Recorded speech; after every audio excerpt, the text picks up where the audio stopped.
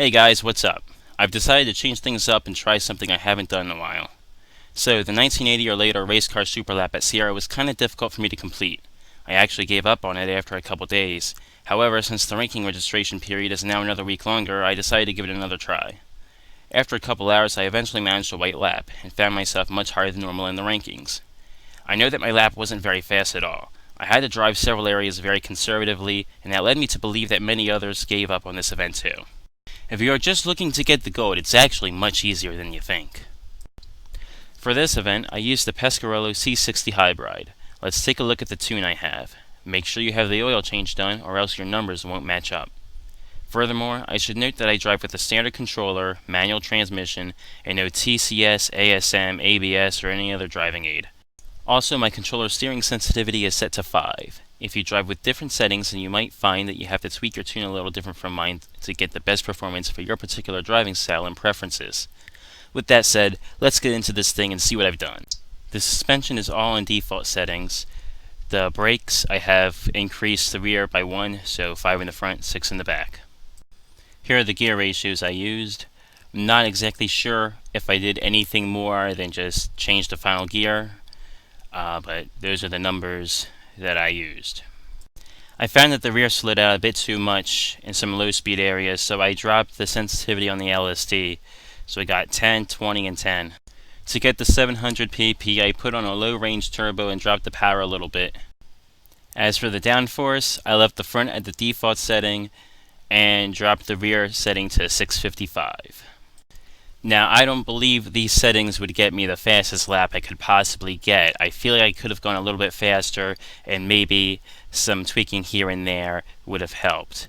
However, it got me the gold comfortably, and that's what this is really for. Now let's get to the lap itself, because that's where it gets tricky. You'll want to start your lap with a lot of speed, so brake a little early coming into this chicane. It's downhill on the exit, so again, you'll have to brake a little bit early, and you'll want to hug the inside a little longer than normal, than you think. On the first corner, you don't even have to brake as long as your line is perfect.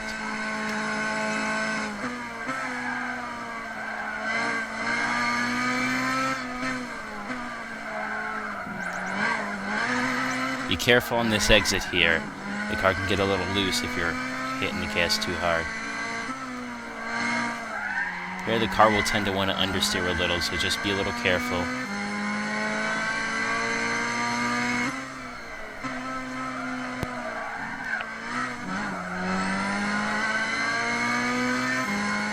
After this corner, you're going to approach the first jump.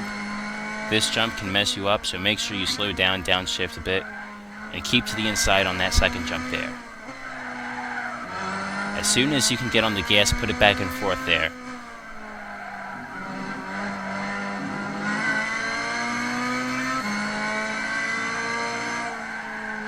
You want to be a little careful on this corner. This jump will push you over to the right, so keep left.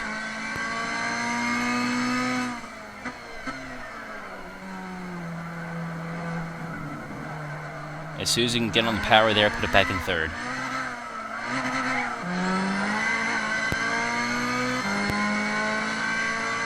This corner is a bit deceptive, so brake a little bit early.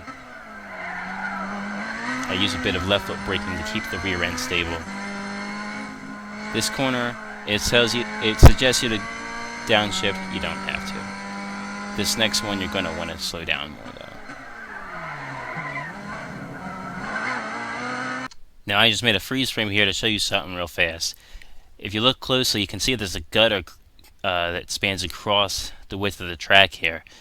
If you run over this, it can mess you up. So I'm going to lower the throttle a bit to make sure the rear doesn't get sliding out too much and keep things stable.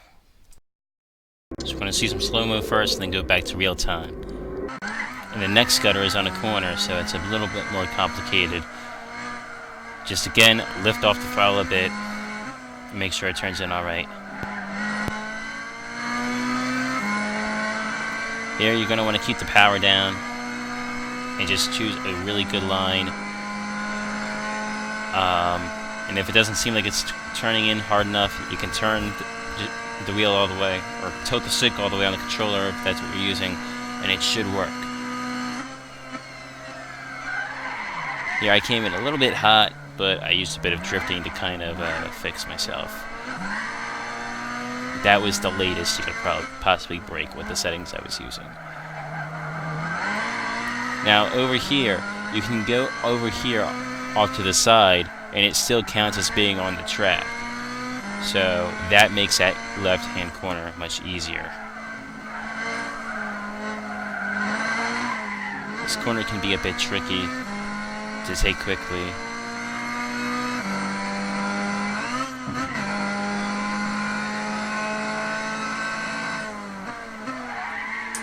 This corner can be a bit difficult to judge, so I go a little bit careful. I was braking much earlier than I had to, but it was alright. Here you're gonna have to let off the power some. Another gutter there, and you wanna brake a little earlier than I did here actually, because you can see I almost lost it right there.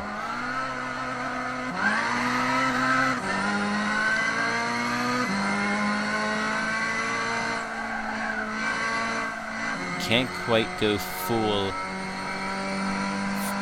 speed through there with these settings. And again, I was braking a little bit early, or maybe that was about right.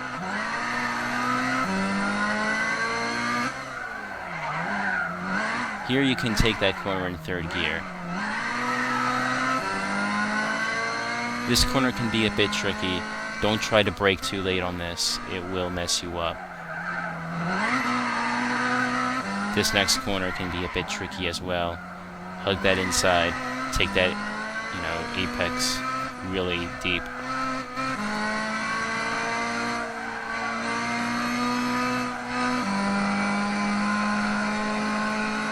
This area can be a bit tricky. Hug the inside after the apex as best you can, and then get down to second as soon as you're going into that corner on the downhill. This next corner, as soon as you clear the crest, you want to get on the brakes. It's a little bit early to brake still, but it gets me down to a reasonable speed that I don't feel like I'm going to fly off the track. Understeer can be an issue here, so I induce oversteer to deal with that. But I brake early for that corner there. This corner can be an issue as well, so just be a little cautious and you'll be fine. This corner is a bit deceptive. Get on the brakes a little early, and you'll be alright. This winding section, you can go into it starting at fourth, and then you'll have the downshift here. This next jump will ruin your time trial. So I'm going to brake here, real hard, downshift, and then be really careful in the throttle until I know things are steady. This next gutter. Oh wait, not this gutter, never mind. Okay, go through here. You're going to want to be cautious because this is a downhill corner here, so brake a little early. Get on the power through here.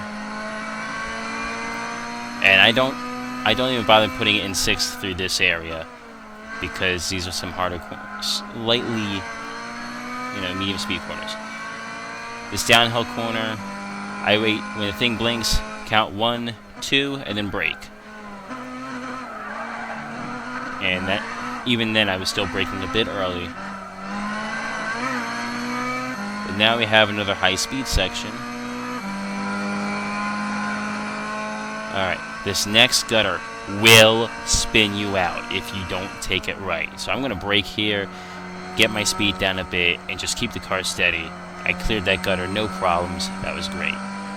Now this area is a bit tricky, so I'm just trying to keep the car steady. You can see I'm really working the steering there. Lots of left foot braking going on. Here, it's easy to end up, getting kind of nervous after you get through that difficult point. So just kind of, keep everything together, concentrate. You just keep doing things the way you've been doing, and you'll be fine. This corner's a bit tricky, so you're gonna want to slow down for that one. And then we're off to those last two corners that we did at the start of the lap. So again, get it down to fourth, and then take this one careful, just like before. Back on the power, and you should have the gold.